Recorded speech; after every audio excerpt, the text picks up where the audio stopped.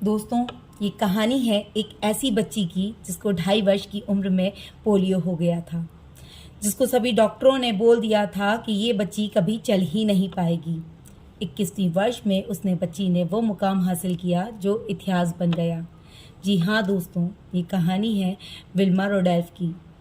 Wilma रोडोल्फ वो जिनका जन्म 1940 में टेनेसी के एक छोटे से परिवार में हुआ था। उनके पिता एक कुली थे और माँ एक सर्वेंट। जब बेटी को 2.5 साल की उम्र में पोलियो हुआ तो माँ ने नौकरी छोड़ दी और बेटी की सेवा में लग गई। उनकी माँ उनका हौसला कभी कम नहीं होने देती थी। उनकी माँ उनसे कहती थी कि इस दुनिया में ऐसा कुछ नहीं जो तुमसे नहीं होगा। इस दुनिया में ऐसा कोई काम नहीं जो तुम नहीं कर सकती। बस अपने भगवान पर और अपने आप पर भरोसा रखो। उनका हौसला कम ना हो, इसके लिए उनकी माँ ने उन्हें एक स्कूल में डलवा दिया था। विल्मा का इलाज घर से 50 मील दूर एक हॉस्पिटल में चलने लगा। वो हॉस्पिटल उस समय उनके घर के पास का अश्वेत लोगों का सबसे पास का हॉस्पिटल था। वो हफ्ते में 2 दिन उनको वहाँ लेकर जाती थी, बाकी 5 दिन इलाज घर से ही चलता था। धीरे धीरे समय बीता। 2 साल बाद विल्मा ब्रेसेस पे आ गई और ब्रेसेस के सहारे चलना और खेलना शुरू कर दिया। समय और बीता तो एक दिन उनकी माँ ने देखा कि विल्मा ब्रेसेस खोल के अपने बहन भाइयों के साथ खेल रही थी। इस बात की जानकारी उन्होंने उनके डॉक्टर को दी। डॉक्टर खुद घर पर आए और उन्होंने विल्मा से कहा, तुम मुझे ब्रेसेस खोल कर दौड़ के दिखाओ। विल्मा ने ब्रेसेस खोले और दौड़ने के लिए तैयार हो गई। पहले वो धीरे धीरे भागी, फिर उन्होंने तेज़ भागना शुरू किया। पर जैसे ही उन्होंने तेज़ दौड़ने के लिए शुरुआत की, वो तेज़ गिर पड़ी और उनके बहुत लग गई।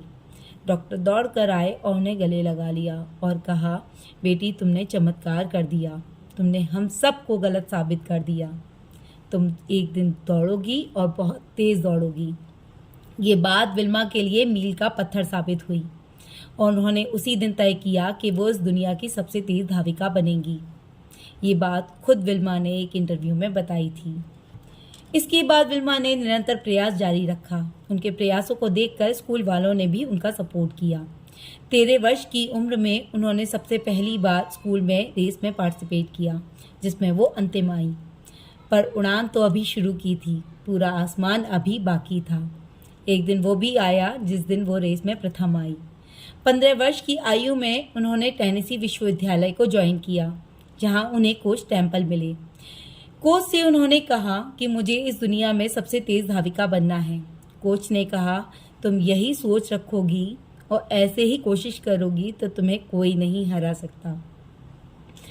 निरंतर प्रयास के बाद 1956 में उन्होंने अपने आप को ओलंपिक में दर्ज कराया और ब्रोंज हासिल किया। 1960 के ओलंपिक में 100 मीटर की रेस में, जिसमें जुटाहीन उनके अगेंस्ट थी, जिनको अभी तक कोई नहीं हरा पाया था, उन्होंने जुटाहीन को हराकर स्वर्ण पदक हासिल किया। 200 मीटर की रेस में भी जुटाहीन को हराकर स्वर्ण पदक हासिल किया।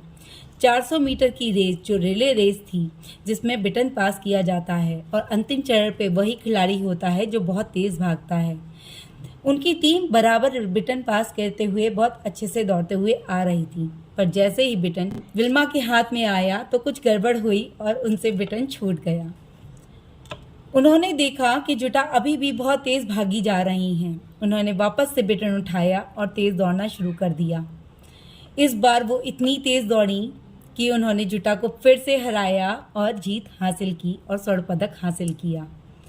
ये वो जीत थी जो इम्पॉसिबल थी, पर अगर हौसले बुलंद हों तो कुछ भी हासिल हो जाता है।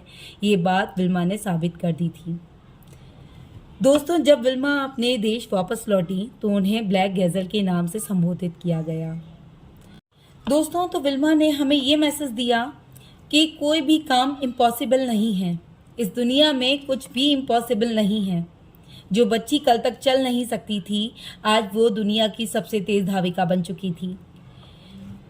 हम जो चाहें वो कर सकते हैं, बस इंसान के हौसले बुलंद होने चाहिए। राधे राधे दोस्तों।